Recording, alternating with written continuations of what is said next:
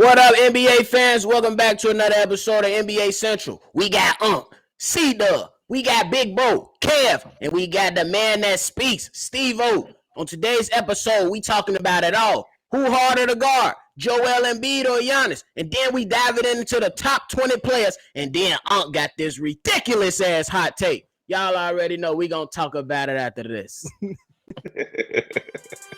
Thank you for tuning in to the number one place for your basketball fix, NBA Central, hosted by the Cognac Boys. All right, y'all. If y'all like what y'all listening to, hit the like button and subscribe to the channel if you haven't done so already. I want to kick right into it. Look, I'm going to just let y'all know. My pick is Giannis, who's harder to guard. It is what it is. Y'all go ahead and dive into that. Who harder to guard, Embiid or Giannis? First, I want to give my respect to Giannis. Like, he's incredible, but he is not harder to guard than Joel Embiid, which can do it on every level of the floor. He has the best post game as a big. He's one of the shooters as a big from mid range, and give him the best shooter from mid range for a big. And at the 3-point line, he's one of the best 3-point shooters as a big. He has all the moves. He can pass out the post as well.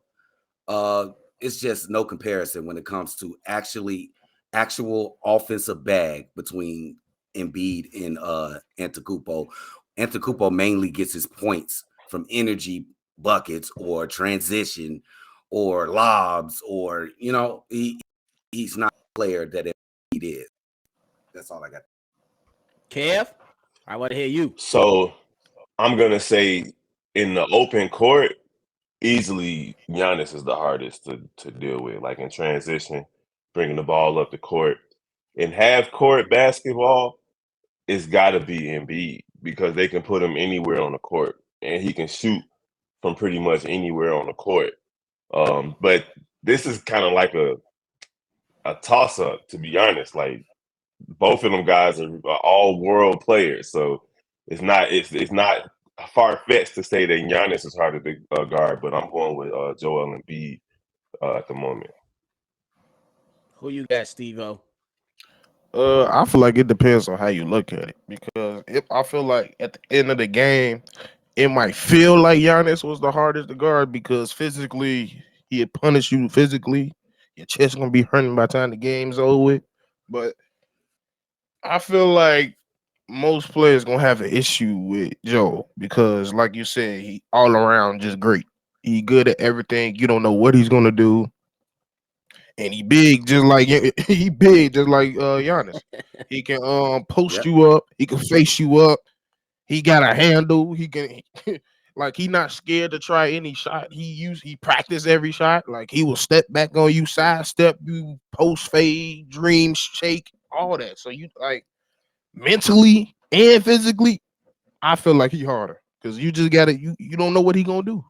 He's one of the most talented bigs. Like bro. He like people say he like if Hakeem was 30 pounds heavier. Yeah, bro. I'm with all y'all, and I'm in agreement with all y'all that Joel Embiid has the talent, but he doesn't have the mindset, in my opinion, quite yet to be physically dominant in the fourth quarter to take over a game like a Giannis. If you say who the more talented, I'm gonna go Embiid with y'all all the way. If y'all gonna say who the more dominant, I'm going Giannis because Giannis has proven to do it in the closing minutes of the game over Joel Embiid. And you look pissed. What's up?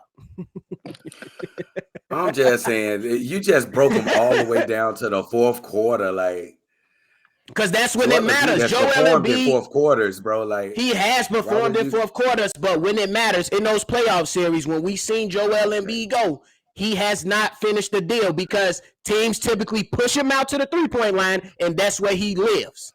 Okay, when they push him out there. Here's the goalpost, and that's a little bit over here. Like we talking about who's the hardest to guard. We said who's harder to guard. I'm thinking we talking about overall, not just like in crunch time or not just in the playoffs, but like period. But if we're talking about in crunch time, then yeah, of course, because Giannis is going to drive to the basket and basically get fouled and get to the line. Whereas Joel Embiid definitely settles for jump shots during crunch time. So then that kind of But that's changes not things me a little moving the bit. goalpost. That's just saying that this guy can impose his will more than Joel Embiid. Joel Embiid, if he can impose his will in those clutch moments, he will be the more dominant or the more harder player to guard. I mean, I get what you're saying, but what will do he? Go ahead, Steve. I mean, I get what you're saying, but it's like at the same time, it's like Giannis only do that because he know he gonna get away with it. It's not clear and cut that if if Joe bulldoze his way through the lane, it's 9 times out of 10 he gonna get charged. Like, I'm not even saying he got a bulldoze though. Would you say? Quick question, then I'll let you go. Good. Would you say Joel Embiid is more skilled in the post than Giannis? Yeah. So why the hell would you not use that skill to go ahead and get because the whistle blown he in your way? get trapped.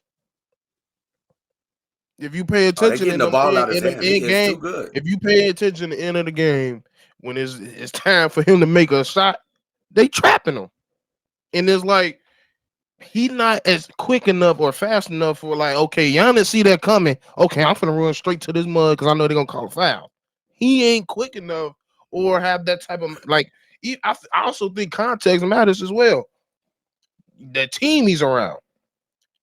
The team he around, he can kick. Like it's almost like that team is perfectly molded for Giannis. Oh, he got to deal with James Harden, other people. Like it's a lot of stuff that like he can't just go in. He was never in a situation or like he had been on his left. He was never in a position where he could just be like, I'm taking over. I don't care what nobody say. He always had to think about somebody else. And in times, he said, I gotta stop doing that. I gotta stop this is my team. And when he does it, he does it. But like, I just think context matters with certain things. Like Giannis always had that green light.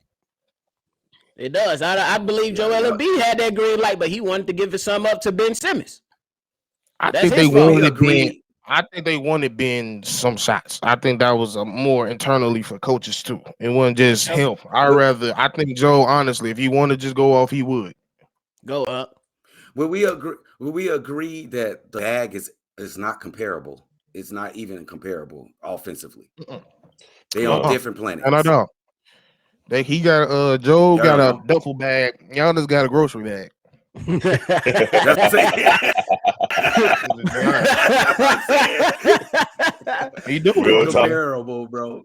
It's not like a flimsy plastic grocery bag. It's one of them grocery bags you pay like $10 for that you keep taking it back to the grocery store. It's durable. It's sustainable, but it ain't a go yard. Like 3 items in it. He got like 3 items. I'm about to say ain't no go yard. But those items gonna feed the family. That's what the hell they mean. Oh, bro, he do it probably the best in the NBA. Listen to me. This is the way Antetokounmpo gets his buckets. Transition, he gonna bulldoze through the lane. Sometimes he hit those little jumpers. I don't even know why he shoot jumpers now. What's the point? Just stop cutting off from your game. You are a slasher, power finisher. Just keep doing that. Stop shooting jumpers. Sometimes he got that's the reason I feel like. That's why I feel like they vulnerable this year because he went to trying to do other things, shooting mid-range jumpers and 3-point jumpers. That's gonna hurt them in the playoffs if he continue to do that. He needed to add doing hustle things. He can't do it. He's not gonna be ever good enough to do that in a important game, in a playoff game. Cap. So he needs to stick to what he does. That's not cap. We've seen him do it. Shoot 5-6 jumpers. We've seen him do it. Lose 5-6 jumpers in the playoff game. Okay, I get what you're saying. Him do it in the playoff. Y'all ain't seen him do it. No. Yes, we have. He has to add that to his game, bro. In the damn game 7 against Brooklyn. Why does he have to add that to the game? He's a 2-time MVP. I'm gonna say it like this. Well, for one, it's a context. You gotta add context. Yeah, Joe grew up in Africa where he learned how to play basketball through YouTube. So when he watching YouTube, he watching a whole variety of players. He not watching like bigs all the time. So he grew up watching Kobe. He grew up watching T-Mac, people like that. That's how he learned how to play. So you can tell it's based on like a modern game. He plays, he wants to shoot, he wants to use his feet, he wants to like post, he want to do it all.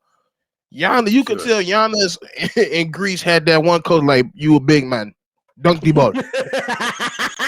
Like that's the difference. Like that's what, and I will agree with Bobby here. I do feel like when it comes to winning, that's where we can split it down the middle. That's where it gets different. Giannis want to win, period, and he gonna sacrifice. He gonna dive on the floor. Joel ain't gonna do all that. He might do it sparingly, for sure, but not the rate that Giannis does. So I think mentality, that's a whole different subject. But it is. When we talking about who's harder to Who's guard, harder to guard? Yes. Yeah, it's not even close. Yeah, I think he got him on mentally and physically versus just mentally. Like I feel like good defensive teams could come into a game and be like, all right, this is what we're gonna do with Giannis. Our chest might hurt, but we can stop him. Not stop him, we slow him down. Fair enough. Yeah. Kev? That's fair. I mean, that's really it. They were talking to Giannis during the All-Star game about who in practice, like who's harder to guard one-on-one. And Giannis just flat out said, like, there is no one-on-one for me. Like, I got to go one-on-4 because because of the Giannis wall. And then he gave examples like Miami did it, Chicago did it, Boston did it. He was like, they have to put 4 players out there to guard me because that's what it takes. But that's just the reality of it. In the playoffs, we're talking about the playoffs in this particular instance. That's what they do for Giannis. They put 4 people in a box and say, "Hey, you got to get through all this." Hey Kev, I'm glad you brought this up because Cdubb, like that's crazy. They had to do the same thing for Bernard King. Yep. You go listen to Dominique Wilson. If you go back to Dominique always talk. One of the most people he get high praise to is Bernard, because when his coaches always said, "Hey, you better pick that boy up at half court," because every time he said he didn't, he looked up and he wasn't at half court no more. Why you say that shit crazy? Why you say that's crazy to what Kev said though? Because I'm not talking directly to Kevin. Just talking about that logic that he faces a wall on every possession. That's not true. I've seen no. He's saying great defenses does that to slow down Giannis. He don't see. Of course, he don't see that every time. Yeah. That's what I'm saying. Even with the great defenses, he's not going to see a wall because that compromises your defense. And there's other players on him. He's thinking too much of himself. It not on every play. It's not happening. But he has seen it though. No, in the playoffs, it's damn near. But not to the.